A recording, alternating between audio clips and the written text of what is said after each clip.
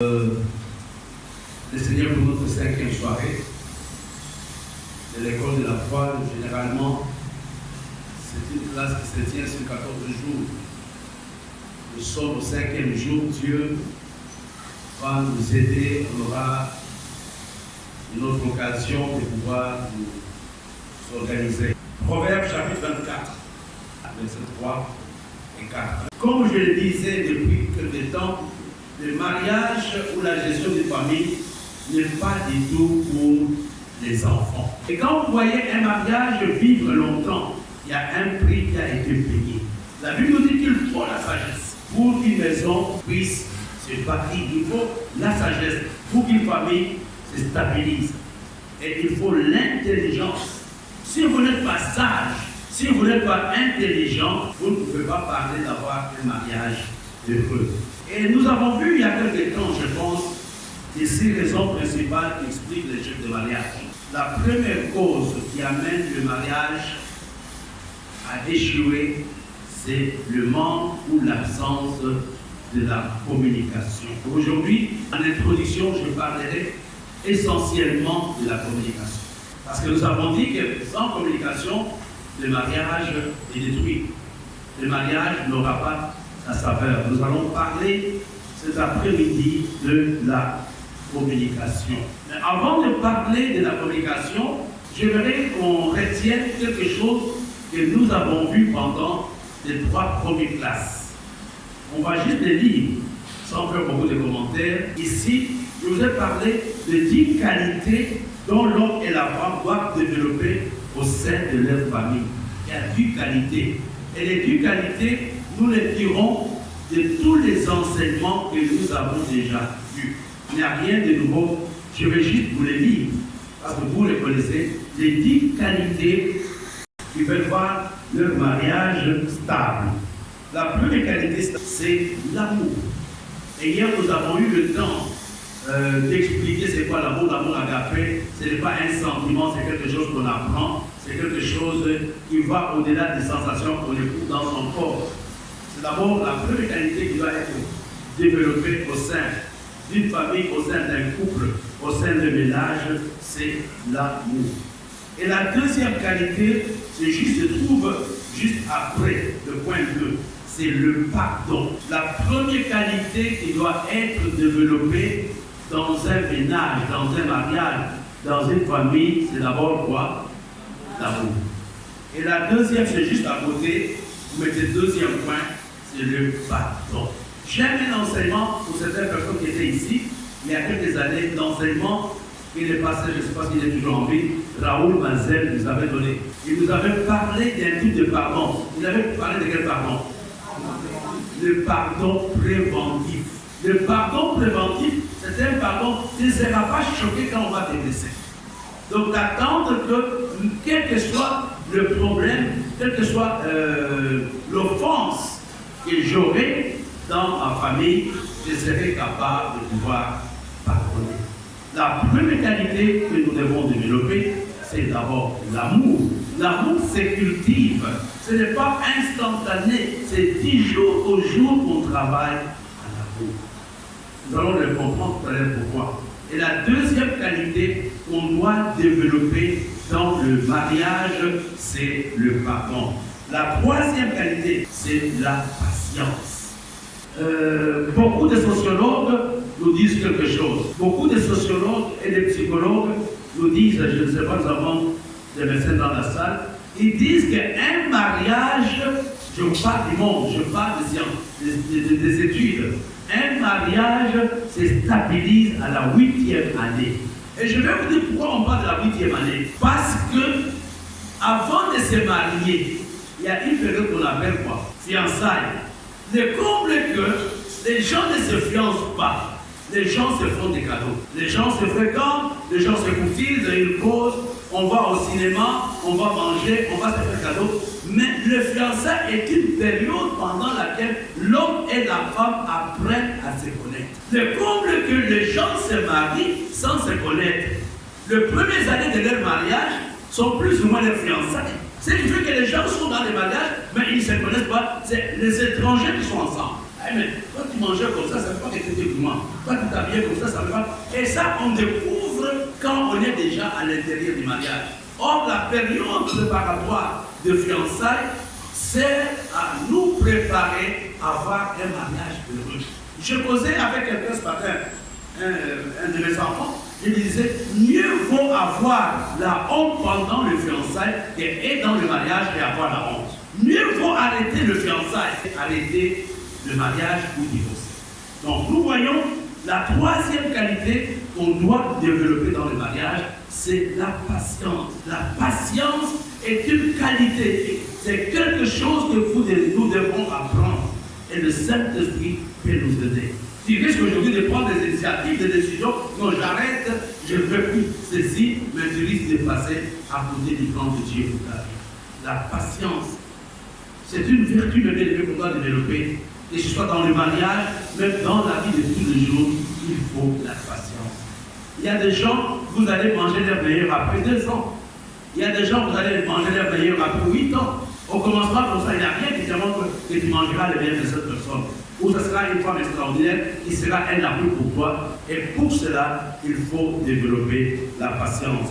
La qualité suivante, c'est la fidélité. Quand nous parlons de la fidélité, nous parlons de l'attachement à une personne, l'attachement au mariage, l'attachement à tout ce que vous avez décidé ensemble, la fidélité. La Bible nous dit que les hommes bons, il y en a partout, mais les hommes fidèles, il y en a. Tu peux être bon, mais tu n'es pas fidèle. Il y a des gens qui sont bons, mais qui ne sont pas fidèles. Mais la fidélité est un attachement. La fidélité à ton mari, la fidélité à ta femme, la fidélité à la cause que tu protèges. Il faut un certain... Et là, une autre qualité qu'on doit développer, c'est quoi? La maturité. La maturité est la capacité de gérer certains problèmes sans l'intervention de ton entourage. C'est quand les actes parlent plus fort que les mots. La maturité donne la prise des consciences, etc. Et la bonne maturité, comment nous avons la maturité? La maturité dont nous parlons n'a rien à faire avec l'âge. La maturité commence quand je commence à regarder les choses à la lumière de la parole de Dieu. Quand je commence à voir les choses selon la vision de Dieu et non ce que moi je sens ou ce que je ressens. La maturité n'a rien à faire avec l'âge. La maturité n'a rien à faire avec les diplômes. La maturité n'a rien à faire avec les cheveux blancs. La maturité, c'est la capacité de juger, de jauger une situation à la lumière de la parole de Dieu. C'est le seul paramètre qui nous aide à être de son mature. Tu peux être non mature, mais quand tu vis diamétralement opposé à la parole de Dieu, tu n'es pas un homme mature. Tu peux avoir 50 ans, 60 ans, 90 ans, on dira, mais non, là, c'est un homme mature. Et vous comprenez? La maturité arrive dans notre vie quand nous commençons à mettre en pratique le principe de la parole de Dieu, le principe que Dieu nous enseigne au travers de sa parole. Et une autre chose que nous devons développer, c'est la confiance en soi. C'est la confiance en soi. Quand vous n'avez pas confiance en vous-même, il sera difficile que vous puissiez gérer une famille. La confiance en soi. Et la confiance en soi, on va y voir ça tout à l'heure, amène aussi à avoir une bonne image de soi-même. Une autre qualité qui est une conséquence de la patience, une autre qualité qu'on doit développer dans le mariage, c'est la compréhension. Je parle de ça avec certaines personnes à dire, mais priez que Dieu vous donne l'onction de pasteur. C'est cette capacité de comprendre quelqu'un. Avant même qu'il ne parle, il sait déjà que non, c'est vrai, il est comme ça, la compréhension. Je ne vais pas m'attarder. Et le point suivant, c'est le respect mutuel. Le respect mutuel. Le respect, ce n'est pas le fait de dire à quelqu'un, mon cœur, ma joie. Non, ce n'est pas ça. Nous avons mis le respect. Tu peux donner tous les sobriquets à ton mari ou à ta femme, mais tu ne le respectes pas. Et le point suivant, on va terminer, l'humilité, après l'intelligence et la sagesse.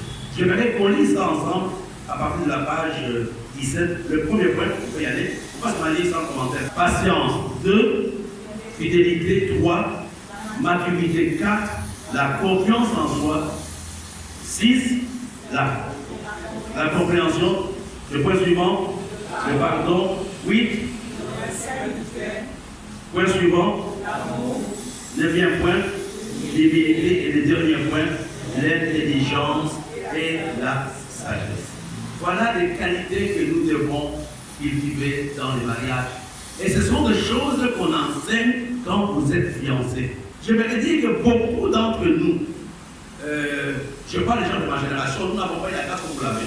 Nous sommes les autodidactes. Nous sommes partis pour nous marier, pour être dédiés, etc. Mais vous n'avez pas raison d'échouer. Vous n'avez pas raison d'échouer. Il y a tous les outils nécessaires pour avoir le mariage heureux. Je vais dire Dieu que Dieu nous a fait la grâce. Le vrai amour, on le joue à l'église, mais dans la maison, il n'y a pas d'amour. Ça, j'aime bien. À l'église, on voit les chéris, on voit mon cœur. Mais dans la maison, c'est lion et lion. Et vous faites du mal à vous-même. Alors, il y a trois choses que j'aimerais vous dire avant de faire les commentaires. Dans la communication, il y a deux parties qui sont importantes. Où il y a deux verbes. Qui peut m'aider? Quel est le premier verbe dans la communication? L'écoute. La première chose, c'est écouter. Et deuxième, parler. Premièrement, il faut apprendre à écouter. Donc, il y a deux mots-clés dans la communication. C'est la capacité d'écouter. Et vous savez, écouter est une grâce. Il y a des gens qui écoutent. Et la deuxième chose, c'est parler. Maintenant, revenons à notre enseignement. Il y a trois choses qui influencent une bonne communication. Ce que je parle, ce n'est pas seulement pour le mariage, c'est valable dans les relations humaines. La première chose qui est importante, c'est le temps. Être capable de choisir le moment où je dois parler à l'autre. Et souvent, nous manquons de sagesse pour présenter le problème. L'autre a une journée difficile. Tu viens pour poser et nous voulons parler. Vous allez parler comment? Mieux vaut éviter certaines réunions qui risquent d'engendrer de nouveaux problèmes quand vous n'êtes pas prêt. Ecclésiaste chapitre 3, verset 1 et le verset 16. Ici, la Bible dit clairement qu'il y a un temps. C'est la raison pour laquelle, au début du cours, nous avons vu que la maison s'est bâtie par quoi? Par la sagesse. Comment veux-tu communiquer avec l'autre si tu vois que l'autre est fâché? Comment veux-tu parler avec quelqu'un si la personne est blessée? Il faut savoir choisir à quel moment je peux poser, à quel moment je peux solliciter le dialogue de mon ami ou de mon frère. C'est d'abord le temps. Et quand la personne n'est pas prête pour parler, ne forcez pas. La première chose, c'est le temps. La communication est influencée par le temps. Est-ce que la personne est dans les bonnes dispositions? La personne peut l'écouter. La personne est dans la joie. Quelqu'un qui n'a pas mangé toute la journée. Et le soir, tu lui poses des problèmes. On va faire comment chez lui? Il va te donner n'importe quelle réponse. Donc, nous voulons avoir une réunion. Il faut à tout prix qu'on se parle. Tu n'as pas choisi le temps. La communication est influencée par le temps. Et c'est le moment d'aller poser ce problème. Est-ce qu'il est dans de bonnes dispositions? Est-ce que c'est le moment de lui poser mon dossier? Choisis le temps. Si tu veux communiquer. Même chose pour nos enfants. Il y a des moments, tu dois choisir à quel moment le répondre, à quel moment causer avec la personne. Mais quand tu penses que tu peux communiquer avec lui, à n'importe quel moment, tu es en train de préparer pour l'échec. La deuxième chose qui influence la communication, c'est la confiance. J'aimerais ouvrir une parenthèse pour les mariés, pour les non-mariés. Le premier endroit pour communiquer, c'est d'abord dans la prière. Ça, c'est le premier lieu pour aller communiquer avec quelqu'un. Prépare-toi dans la prière. Seigneur, qu'est-ce que je veux lui dire? Est-ce qu'il va m'écouter ou il ne va pas m'écouter? Donne-moi la sagesse. Ce n'est pas qui arrive, souvent il y a une maman qui fait ça avec moi. Bishop, prions d'abord. Non. Quand tu prions d'abord, je suis déjà sur mes gardes. Je dis non, on va prier. Et tu vois, tu as déjà faussé la communication. Prions d'abord, parce que je vais te dire, va te blesser. Prions d'abord. Tu vois déjà, tu as déjà raté une partie de la communication. Le premier endroit pour communiquer d'abord, c'est devant Dieu. C'est à lui que tu parles. Et tu vas aussi écouter. Seigneur, je veux parler avec Istabi, je vais parler avec Stella, je vais parler avec Mercienne, je vais parler avec Merveille, avec Olive, etc., avec Sylvie, etc. C'est d'abord dans la prière. Une bonne communication, elle est bonne quand je communique d'abord avec Dieu. Quand je commence à parler, même avec nos enfants, ce n'est pas un acquis. Seigneur, donne-moi le mot juste. Et c'est dans la prière. Le Seigneur te dira, ok, tu peux y aller maintenant. Vous savez, frères et sœurs, Esther a communiqué avec le roi. Elle a demandé quoi? Priez d'abord pour moi. Je mets 3 jours. Si tu veux avoir une communication sérieuse avec ton partenaire, prends un temps dans la prière. Quand Dieu te dira c'est ok, tu parles. Et souvent, qu'est-ce qui se passe? On se chamane le matin, chérie, je vais te parler. Tu vas parler à qui? Tu vas exprimer ma tête, je vais parler, ça va te parler. Pourquoi je n'ai pas eu le temps de te parler? D'abord dans la prière. Dans la prière, tu communiques avec Dieu, tu parles à Dieu, tu l'écoutes, il te donne les paroles justes. Esther n'est pas partie voir le roi pour poser les problèmes. Elle s'est préparée en prière 3 jours et 3 nuits. Évitez de communiquer quand vous êtes sous la colère. On ne communique pas quand on est dans la colère. Il y a certaines insanités qui sont le long de votre bouche et ça sera tard pour les récupérer. Il y a un, c'est de penser des gens. Même si tu m'appelles chez vous n'importe quoi, tu m'as déjà blessé. Et souvent, vous savez, c'est plus facile d'oublier les chiffres que celle du président d'hier. Mais il y a des paroles qu'on ne peut pas oublier facilement. Il y a des paroles qu'on ne peut pas oublier. Si tu me chiffres, je remarque peut-être pendant 3-4 minutes, je peux me mettre au frais, mais après, je vais mettre les manteaux à la tombe et ça va partir. J'oublie. Mais le cœur, tu vas faire comment? Si tu m'as déjà blessé, il faut la grâce de Dieu. Je disais, la première chose dans la communication, il faut le temps. Et la deuxième, c'est la confiance. Est-ce qu'il va me faire confiance? Est-ce que quand je lui parlerai, il va accepter ce que je vais lui dire? C'est-à-dire, donne-moi les mots justes. Et la troisième chose qui est très importante, on va dire dans Genèse chapitre 2, verset 25. La troisième chose dans la communication, nous appelons cela la transparence. Sans la transparence, vous n'allez pas communiquer. Sans la transparence, peut-être toi tu as une pensée, mais l'autre a une pensée cachée derrière ce qu'il fait. Toi tu es seulement naïf, tu peux communiquer, mais lui il sait où t'amène. Sans la transparence, il n'y a pas de communication. Mais il y a des choses que je vais vous montrer. Je vais vous donner ça dans les termes de la communication, mais je vais vous faciliter pour que nous puissions comprendre. Il y a 5 points que j'aimerais que vous reteniez dans la communication. Premier point, pas de communication. Nous n'aurons pas de communication. Deuxième point, c'est que je sais. Troisième point, c'est que je pense. Le quatrième point, c'est que je ressens. Et cinquième point, c'est que je suis réellement moi-même. Je vais vous expliquer. Dans le mariage ou dans la famille, la compréhension est liée à la communication.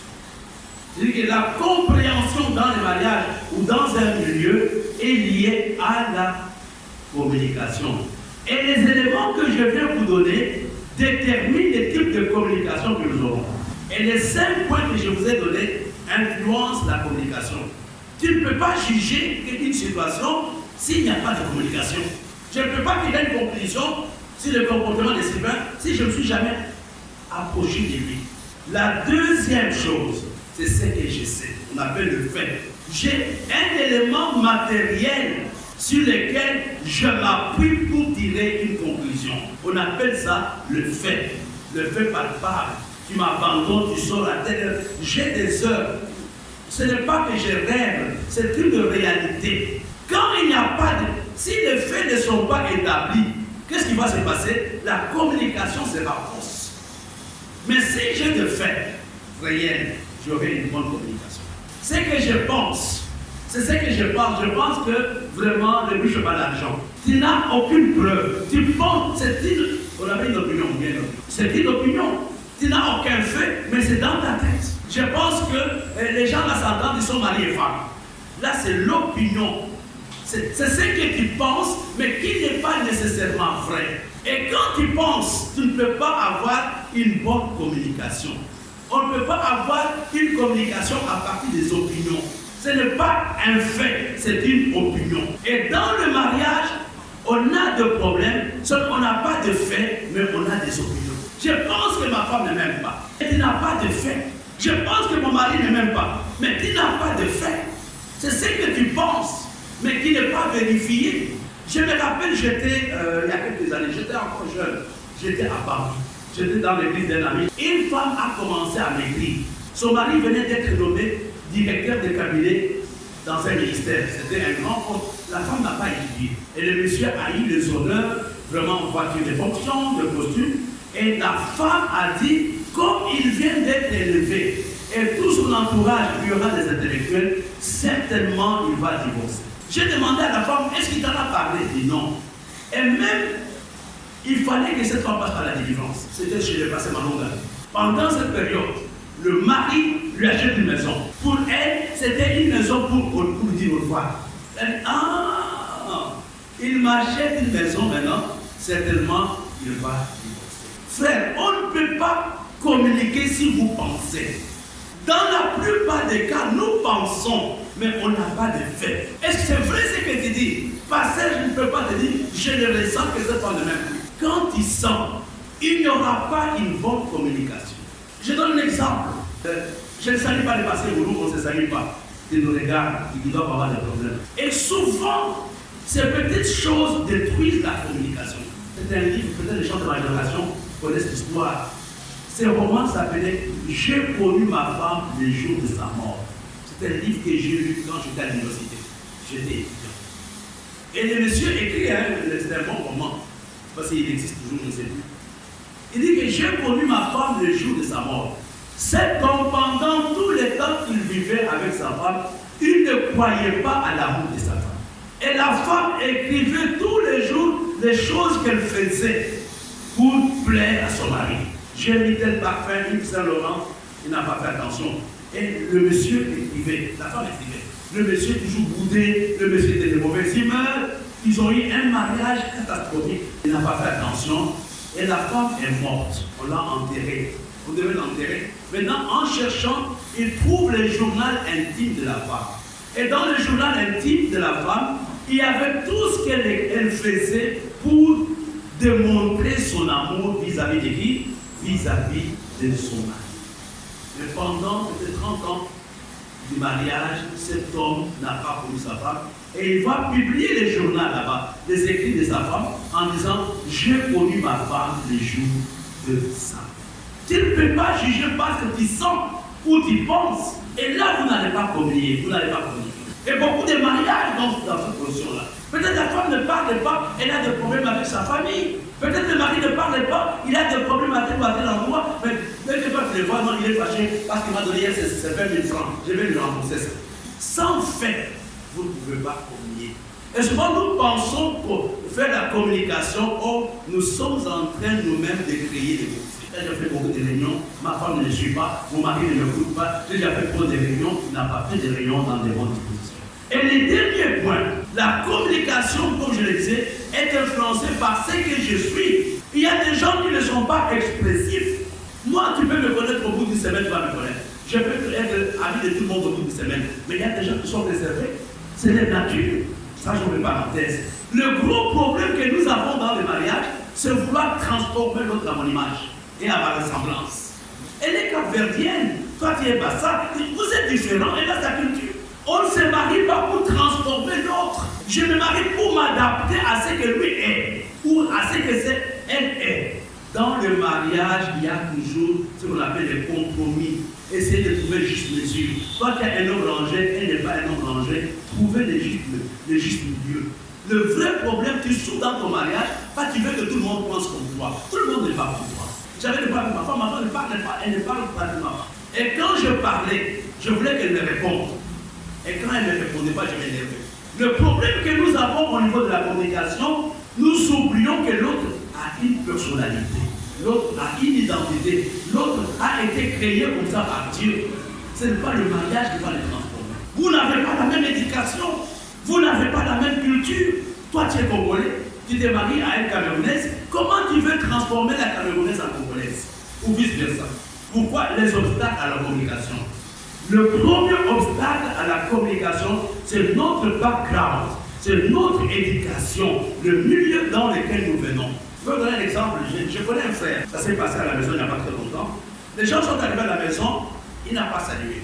On pensait qu'il était impoli. Mais après, il a dit, moi j'ai une culture où on m'a indiqué de ne pas saluer les aînés. Ce sont les aînés qui me saluent et je dirais bonjour. Le background de chaque personne influence la communication. Moi, quand je suis venu, j'avais trop de problèmes quand je voyais des gens causer avec leur belle-mère. Dans la ville du Boko, on ne cause pas avec la belle-mère. Ici, quand je suis arrivé, j'ai vu les autres qui causaient avec leur belle-mère, même voir ensemble. Ça me choquait. Mais c'est l'éducation que moi j'ai eue. Et quand tu parles de ton éducation, tu ne vas pas bien comprendre. C'est avec le temps que j'ai commencé à comprendre que ici, la belle-mère est une confidente. On peut blaguer avec la belle-mère, on peut manger avec la belle-mère. Mais au Congo, non. Et vous comprenez que l'éducation influence la communication. Dans la préparation du mariage, On doit tenir compte de tous ces éléments-là. Tu sais que cette fille, elle est babéliquée, oui. Tu sais que cette fille, elle est bassa, oui. Tu sais que cette fille est comme ça, oui. Et quand vous tenez compte de tous ces éléments, vous ne serez pas choqué pendant le mariage. Le mariage est une institution divine. Il faut une bonne préparation. Il faut des choses sérieuses. Quand je suis arrivé ici, on préparait pour moi, on me demandait, tu veux manger avec quelle sauce? Je ne comprenais pas avec quelle sauce. Parce qu'au Congo, il n'y a pas de sauce, on prépare. Ici, quand on fait les riz, on dit, tu veux les riz avec quelle sauce, quel accompagnement? Ici, pour manger les couscous, il faut une sauce brillante. Mais à Lubumbashi, ça n'a rien à faire avec la sauce brillante. On mange les couscous comme ça, avec la viande, avec le poisson, avec n'importe quoi. Et vous comprenez, l'éducation de base est une chose importante dans le mariage, dans la communication. La deuxième chose, quand vous ne tenez pas compte que vous n'avez pas la même éducation, vous ne venez pas du même milieu, vous n'avez pas grandi. Le fils de Yaoundé, on a une façon de voir la vie.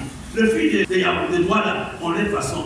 Quand vous ne connaissez pas le milieu, l'éducation dans lequel l'autre vient, vous ne pouvez pas avoir une bonne communication. La deuxième chose qui peut être un obstacle à la communication, quand vous n'avez pas une bonne image de vous-même, vous allez développer ce que j'appelle un esprit de rejet. L'esprit de rejet a deux aspects. Tu n'acceptes pas l'amour des autres et toi-même aussi on t'accepte. Quand tu n'as pas une bonne image de toi-même, non, on ne m'aime pas parce que je n'ai pas de voiture.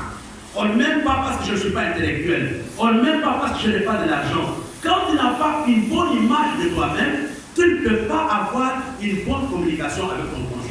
Non, il me parle comme ça parce que je n'ai pas de travail. Il me parle comme ça parce que j'ai perdu mon emploi. Il me parle comme ça parce que je n'ai pas un diplôme d'université. Il me parle comme ça parce que mes parents sont morts. Il me parle comme ça parce que mes parents sont au chômage. Une mauvaise image de toi-même amène une mauvaise communication. Et la mauvaise image que j'ai de moi-même va amener des conflits dans ma relation, va amener le fait que je ne saurais pas communiquer avec toi. Pourquoi? Je suis victime de mes propres pensées. Et beaucoup sont victimes de leurs pensées. Et là, c'est le Saint-Esprit qui peut nous amener à être guéri. Et le troisième point, le troisième obstacle à la communication, c'est une fausse conception de la masculinité. Comme je suis mari, je connais tout. Comme je suis mari, je dois au soleil. Comme je suis un homme, je connais tout, je connais tout. Non, mon frère, il y a des femmes qui sont plus intelligentes que les hommes. La fausse image d'être homme. Quand tu es un homme, ça ne signifie pas que tu es infaillible. Non, tu peux te tromper. Tu dis, chérie, là, c'est pas un bon investissement. Là, on se trompe tout petit peu, chérie. Il faut que tu attendes. La fausse conception de notre position de mari, de notre position d'homme, amène le problème dans la communication. Et des fois, c'est aujourd'hui que la femme t'a dit, on va faire comme ça. Tu refuses pas tes femmes. Après une semaine, j'ai réfléchi par rapport à ce que tu m'as dit là. Je crois que nous allons essayer d'essayer ta méthode. Mais tu ne voulais pas accepter ce que vous avez dit. Chérie, ne vendons pas la maison. Chérie, ne faisons pas ceci. Chérie, ne faisons pas. Mais parce que moi, je suis un homme, j'aime toujours les hommes. Les hommes se comportent un peu comme des femmes. Donc, je vais prendre tous les enfants du village de chez nous. Ils vont passer les vacances ici. Chérie, on n'a pas de place. C'est ma maison. Maintenant, quand ils vont venir, ça va te caler. Tu ne sais même pas comment payer des billets pour l'entrée là-bas. À cause de la masculinité, la fausse conception d'être un mari, la fausse conception d'être un homme, amène le problème de communication. Je prends des exemples terre à terre pour vous amener à comprendre un tout petit peu. La fausse conception du rôle du mari ou du rôle de la femme. Parce que je suis femme, quand je n'ai pas une bonne conception, je suis femme, je ne fais rien. C'est lui qui m'a pris, qui m'a amené chez nous, je croise les bras. Vous allez mourir de faim. Complétez-vous. J'ai dit, voilà, moi je vais faire ceci, je vais vendre des l'eau. Je vais vendre de l'eau, on va voir comment ça va marcher. Et c'est ça. Quand vous ne comprenez pas bien le rôle de l'un et de l'autre, vous n'allez pas avoir une bonne communication. Un autre obstacle à la communication, c'est simple, c'est les déséquilibres dans la maturité spirituelle. Quand les deux n'ont pas le même niveau spirituel, la communication entre les deux aura des problèmes. Le bishop a demandé, nous allons gêner. Ça vous engage, moi après je vais manger. D'ailleurs, je vais manger avec toi à la même table. Le déséquilibre spirituel de votre maturité spirituelle, le problème que vous avez n'est pas le manque d'amour. Vous n'avez pas le même niveau spirituel. Et vous avez intérêt à prier par rapport à cela. Et vous devez prier. Parce que c'est le mari qui est le pasteur dans la maison. Ce n'est pas la femme. Oh non, moi je dois laisser ma femme prier. Oh non, non, non, non. Ce n'est pas son rôle. Son rôle, c'est de t'aimer, de te respecter. La prière du combat dans la maison, c'est quoi là? Et quand vous n'avez pas le même degré de spiritualité, le mariage va souffrir. Il y aura toujours des problèmes que vous ne saurez pas gérer. Même si vous n'en parlez pas aux gens. Mais dans votre cœur, vous en souffrez. Je vais vous dire, frères et sœurs, quand vous n'avez pas le même équilibre spirituel, il y a surtout le médiocre qui va créer l'autre. Vous allez voir que la spiritualité de certaines personnes meurt parce que les conjoints n'ont pas le même niveau que moi. Les gens disent que non, quand tu vas pousser ton mari, il sera un bon pasteur. C'est faux. C'est le mari qui est le chef, il va jouer son rôle. Il a dit, tu m'as laissé mon laisse pas pousser. Et puis aussi, un autre obstacle à la communication, c'est la fausse spiritualité. Qui te dit que pas que spirituel, tu ne dois pas respecter ton mari. Même si tu es spirituel, dans la maison, tu dois être soumis à ton mari. Tu dis, tu ne peux pas comprendre la vie. Moi, je suis pasteur. Tu es ma brebis. Je peux te lier. Je peux t'envoyer le feu. Tu cherches quel type de communication? Je peux bloquer par la prière ton business. Juste dans l'intercession, tu me connais, non? Et là, le mari est troublé. Et qu'est-ce qu'il doit faire? Il va chercher, il n'est pas dans l'intercession. Il pense que Dieu n'a pas un tel langage. Ouais, non, Dieu n'a pas un tel langage. C'est aujourd'hui, c'est à cause de cette fausse spiritualité qu'il y a des divorces dans les milieux des hommes de Dieu. Et non, cette femme n'a pas le même niveau spirituel que moi. Donc elle ne peut pas soutenir mon ministère. Je peux faire une seule qui soutient mon ministère. Par la prière. Toi là, c'était, on s'est venu à l'université, j'étais dans la chair. Mais maintenant, je vais chercher une force spirituelle que le Saint-Esprit va me montrer. Et aujourd'hui, on a des divorces en cascade à cause de la fausse spiritualité. Un autre obstacle à la communication, c'est l'état de notre cœur. Quand je parle de l'état de notre cœur, soit dans ton cœur, tu développes un complexe de supériorité. Je prends un exemple. Mon papa est riche. Oui, le papa de ton frère est riche. Il va se marier à Emma, qui vient d'une famille pauvre. Dans sa tête, il s'est marié à une fille pauvre. À un certain moment donné le mariage, à cause d'un petit problème, donc aura toujours cette tendance à être supérieur à Emma. Il se croira toujours un enfant des riches, il y a une femme, une famille pauvre. Il ne lui dit pas, mais il se comporte comme ça. Je prends un exemple d'un Cameroun. Je prends un exemple, Edith se marie à une Camerounaise. Il suffit d'un petit problème. Dans le cas de cette fille-là, il a affaire à un étranger. Si tu as quitté, je dois nous faire des problèmes ici. Mais il ne le dit pas, mais il le considère comme un étranger. Et c'est toujours important de prier par rapport à l'état de notre cœur. Dans notre cœur, il y a le complexe de supériorité, le complexe d'infériorité. Toi-même aussi. Et moi, je peux se dire, non, voilà, je peux dire quoi? Moi, j'ai connu un couple ici. Pas ici à l'église, mais ici à Douala. Je ne vais pas donner l'endroit. Cette femme avait, c'était ses enfants propres avec son mari. Mais elle a communiqué aux enfants l'esprit d'étranger. C'est son mari, hein, avec qui ils se sont mariés. Légitimement, ils ont eu des enfants. Mais chaque fois quand l'enfant faisait des choses, la femme disait, mais il va nous chasser, hein. Moi je ne vais pas avoir des problèmes. C'était son papa. Et les enfants ont grandi avec cette notion-là d'être étranger dans leur propre maison. Je voudrais, frère, dans la communication, gère d'abord ton cœur. Tu ne peux pas entrer dans la communication si ton cœur saigne. Demande que Dieu te guérisse avant d'aborder le prochain rendez-vous avec le partenaire. Si tu n'es pas prêt, parce qu'il y a certaines causeries qui créent de nouveaux conflits. Si je ne suis pas prêt, dis Seigneur, aide-moi, prépare, touche les cœurs de ma femme. Touche-les-moi. Je vais vous donner un exemple. Que je suis ici à l'église, il y avait des frères qui avaient le projet de se marier. Je me suis battu, ils se marient. Et la sœur m'a dit, non, les frères ne m'aiment plus, je sens que les frères sont en train de jouer avec moi. Les frères me disent la même chose. Et j'ai mis en marche toutes les théories pastorales. Après les cultes, j'ai pris 10 000 francs. Je les ai donnés. Il a dit, allez d'abord causer en mangeant et vous allez voir vos divergences. Et vous allez revenir, c'était l'après-midi, c'était dimanche. Il dit, allez manger et vous allez revenir. En mangeant, posez-vous toutes les questions, soyez libres. Quand il était 13h, à 14h, les deux sont venus. D'abord, le frère arrive, il me jette la sœur me jette les 10 000. Ils n'ont même pas pu causer, ils n'ont même pas commandé quelque chose, ils sont rentrés fâchés. Le frère est rentré fâché, la sœur est rentrée fâchée, Ils n'ont même pas pu causer. Et les fiançailles se sont arrêtés ce jour-là. Les fiançailles se sont arrêtés ce jour-là. Pourquoi? C'est aussi un manque de sagesse chez moi. Leur père n'était pas prêt pour la côté. Ils n'ont même pas pu causer. Ils m'ont ramené les 10 000 francs que je leur avais donnés pour qu'ils aillent à Délice manger quelque chose. Et vous comprenez, c'est toujours important. N'oublie pas que le partenaire a une identité, a une personnalité, elle a un cœur. Prie, Seigneur, je veux que je sois favorable. Et qu'elle écoute ce que je lui dis. Et vous commencez à prier par rapport à cela. Aujourd'hui, je vous ai montré les obstacles à la communication. Demain, on va continuer.